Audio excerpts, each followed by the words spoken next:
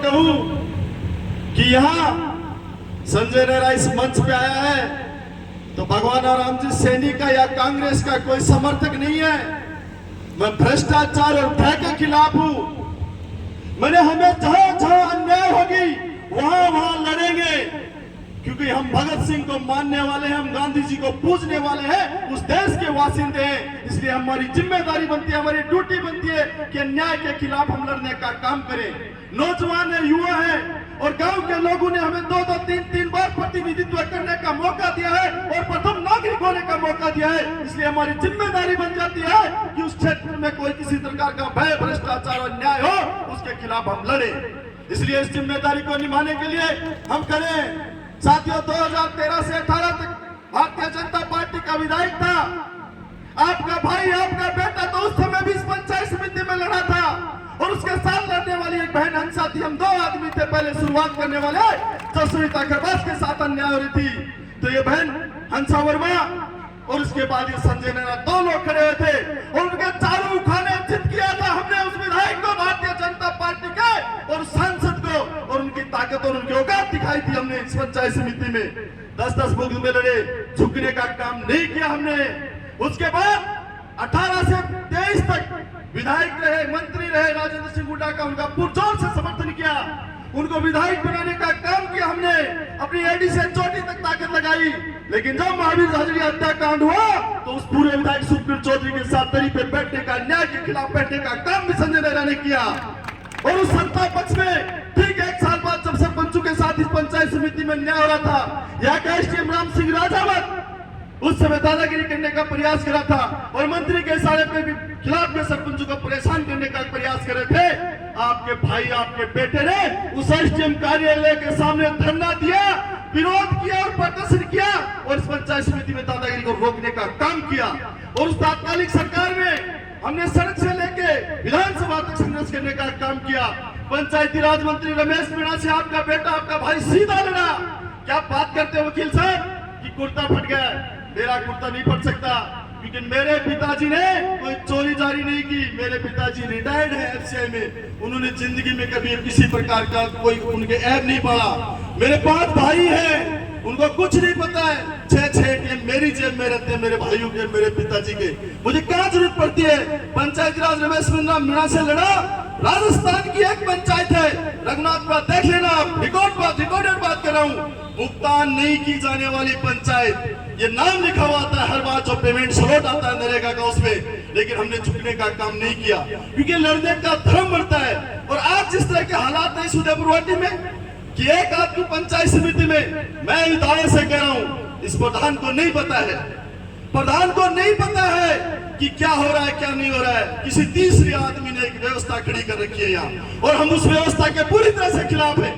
नहीं चाहिए बजट चाहिए होता तो हम लड़ते नहीं। पिछले 3 साल से पंचायत भुगतान नहीं की जाने वाली पंचायत का नाम लिखा हुआ था संजय नेहरा का। बजट का डर लगता तो इस तरह का काम कर लेते, कमा के खाते हैं। ये राज की कोई नौकरी नहीं है सरपंच, ये सेवा का पद है, इसलिए हम सेवा कर रहे हैं। हमें क्यों परवाह करें? पैसे आएंगे काम करवा देंगे, नहीं आएंगे नहीं करेंगे, हमारा हम बेस्ट देने का प्रयास करेंगे। एक आदमी को यहाँ ठेकेदारी दे रखी है और उस आदमी में नियमों की इतनी ताक झांक मैं बताऊं आपको मीडिया के माध्यम से कि एक बार में 181 का जो टेंडर होता है, पंचायत समिति हो, ग्राम पंचायत हो, जिला परिषद हो, त्रिराज्यीय पंचायती राज व्यवस्था में एक प्रकार के कामों का एक वित्तीय वर्ष में एक ही टेंडर करा सकती है 181 का। या रोजाना अलग अलग तरह के टेंडर हो रहे हैं, कभी 1 करोड़ का टेंडर, कभी 1.5 करोड़ का टेंडर, कभी 2 करोड़ का टेंडर, इस तरह की व्यवस्था। और उसके बाद बिना पंचायतों के प्रपत्र 5 के, बिना पंचायतों के कार्य प्लान के, बिना साधारण सभा के, बिना स्टैंडिंग कमेटी के अनुमोदन के, बिना जिला परिषद के अनुमोदन के, अरे जो पैसे जहां आपको देने दे देना, जिसको अच्छा लगता है उसको कर लेना। लेकिन ऐसा नहीं होने देंगे कि 16 करोड़ की सैंक्शन आप लोगों ने निकाल ली और 16 करोड़ की सैंक्शन एक ठेकेदार को देके 1 करोड़ 60 लाख रुपए एक आदमी जो विधानसभा हार गया, लोकसभा हार गया, उसको हमारी जनता का पैसा जाए, ऐसा नहीं होने देंगे हम। ये मेरा खुला आरोप है और इसकी जांच करवा लो। जिन ठेकेदारों के, जिन अधिकारियों के, जिन लोगों पे मैं एलिगेशन लगा रहा हूं, उनकी कॉल डिटेल निकाल लो। बैठ के हमारी पंचायत समिति उदयपुरवाटी दुर्भाग्य देखिए, झुंझुनू से हमारी पंचायत समिति चलती है कार्यालय। इसलिए इस बात के अन्याय के खिलाफ हम इस पीड़ा को आपने समझा, इसके लिए धन्यवाद आपका भगवान राम जी। आप किसी भी सरपंच को पूछ लेना, रात को अगर उसको पंचायत समिति याद आ जाए तो नींद नहीं आती है। मैं ईमानदारी से कहता हूँ, इतना पीड़ित और परेशान है।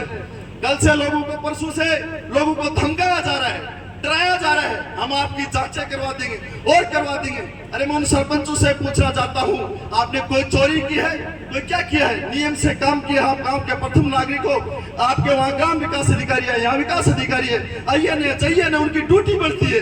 लापरवाही कर उनका काम करने की उनकी जिम्मेदारी है। आप अपने कार्यालय के अध्यक्ष हैं, डरते क्यों? बड़ी अजीब स्थिति है। हमारे लोग जब भी हम बात करते हैं वीर धरा, मरु धरा, रणबांकुर की धरा और वीरों की धरती झुंझुनू, शहादत की, कहाँ वो वीर? कहाँ गए वीर? अरे कौन लड़ेगा? कहाँ से आएंगे वीर? ऐसे होते हैं क्या वीर? हम लड़ेंगे, अन्याय के खिलाफ लड़ेंगे और जीरो टाइम तक लड़ेंगे, बिना किसी भय के लड़ेंगे। कोई जमीनों पे कब्जा कर रहा है, कोई अवैध व्यवस्था कर रहा है। और एक बड़ी अचंभे की बात, पिछले इस समय में 1 साल हो गया था सरकार को, लगभग 1-1.5 साल। उस समय पत्रिका और भास्कर भरे हुए आए थे, बागोली, कैरोट, मचलगी, पापड़ा में लोहे का, आयरन की तस्करी का अवैध खनन बिना लीज के। बड़ी अचंभे की बात है, वो लोग चिल्लाते थे आज उनकी पार्टी सत्ता सरकार है। आज के अखबार में भी वो लाइनें भरी हुई है कि पापड़ा, पचलगी, कैरोट में जो लोहे का अवैध खनन हो रहा है बिना लीज के, और उसी तर्ज पे परिवहन हो रहा है। तो ये क्या है? मुझे तो लगता है वही राम है, वही रावण है, मुझे लगता है वही सीता है। अरे कपड़े बदल के रोल कर रहे हैं, दूसरा पर्दे के पीछे कोई और खड़ा है, सामने कोई और है, वरना वही चीजें, वही पुनरावृत्ति। जो लोग, जिन लोगों को पिछले समय में 18 से 23 के बीच में अवैध डंपरों की चिंता थी, अवैध खनन की चिंता थी, और जो जिस रंगदारी की चिंता थी, आज मौन क्यों है? आज मौन क्यों है? जनता त्राहिमाम कर रही है, वो बोल क्यों? हमें क्या मिलेगा?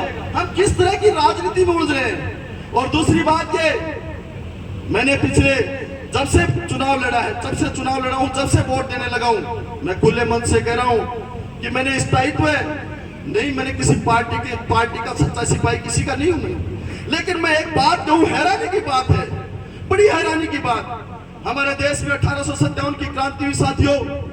मैं इसी बात से जोड़ना चाहता हूं इस बात को कि क्रांति क्यों जरूरी है, न्याय के खिलाफ लड़ना क्यों जरूरी है।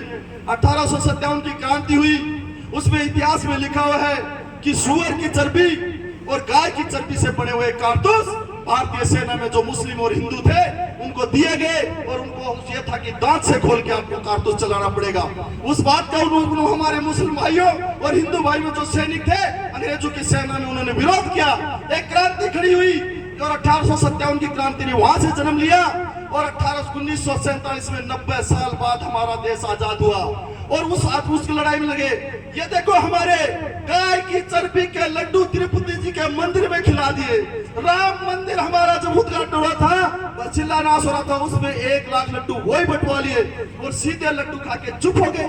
तब क्या हिंदुत्व खतरे में नहीं आया? इसलिए भाई से भाई को लड़ाने की, धर्म से धर्म को, समुदाय को, आपस में सबको जो है लड़ाने की बातें हैं, इनको छोड़ करके हमें एक बात माननी होगी कि जो भी शोषित, दलित, पिछड़े, खेती मजदूर, अगड़े, जिस तरह के लोग हैं, मिल हमारी एक ही जाति है, एक ही नस्ल है हमारी, चाहे किसी में भी हो। क्योंकि हमें शिक्षा चाहिए, हमें रोजगार चाहिए, हमें चिकित्सा चाहिए, हमें सुव्यवस्थित वातावरण चाहिए। आज भय का माहौल इस तरह का हो गया है कि लोगों को ये गाड़ियां जिस तरह से दिखती है, काली गाड़ियां और ये कैंपर गाड़ियां, तो आदमी को सौता इसमें लगता है कैसा ही आदमी आ रहा हो, चाहे उसमें बीमार आदमी हो। लोगों की मानसिकता इस तरह से बन गई कि पता नहीं कितना बड़ा गुंडा आ रहा हो। अरे जिस गुंडा और उदयपुरवाटी में यहाँ के सैनिक शहादत होते थे, गोली लगी उसको शहादत, उसकी मूर्ति बनाई जाती थी, आज हमारे यहाँ गोलियां चल रही है। किस तरह का वातावरण, किस तरह का समाज हमारे यहाँ खड़ा हो गया है। इसलिए प्रत्येक एक व्यक्ति की पार्टी पॉलिटिक्स के ऊपर उठ करके, और मैं इसलिए इस लड़ाई में आपके साथ भगवान राम जी इसलिए भी हूँ क्योंकि अभी कोई 4 साल 4.5 साल कोई चुनाव नहीं है। अगर आप ये बात 6 महीने पहले करते तो हमें लगता अवसर की बात कर रहे हो, लेकिन वास्तव में आपने पीड़ा समझी है, आपने जवाबदेही मानी है।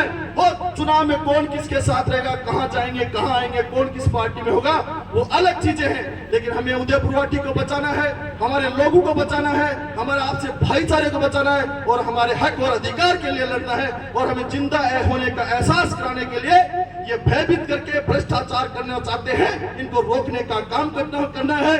और मैं आपको ये आश्वस्त करते हैं, हम आपको इस लड़ाई में एक दिन लड़े, एक दिन लगे, एक साल लगे, एक महीना लगे, कितना भी टाइम लगे, जब तक जो आप आदेश करेंगे उसके लिए हम तैयार हैं। आप अपना निर्णय कर लेना, हमें बता देना, लेकिन इसमें परिणाम निकलना चाहिए, परिणाम निकलना चाहिए।